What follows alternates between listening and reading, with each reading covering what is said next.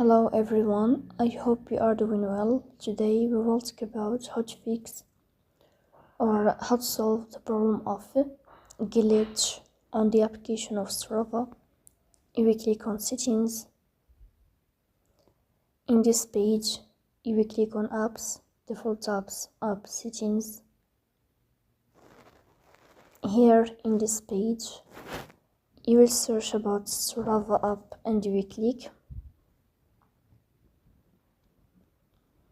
Here in this page of app info, you will click on first stop and you will click OK.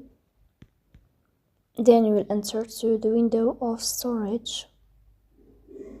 Here you will click on clear cache. In the end, you will turn off your phone and you will restart your phone again to fix that problem.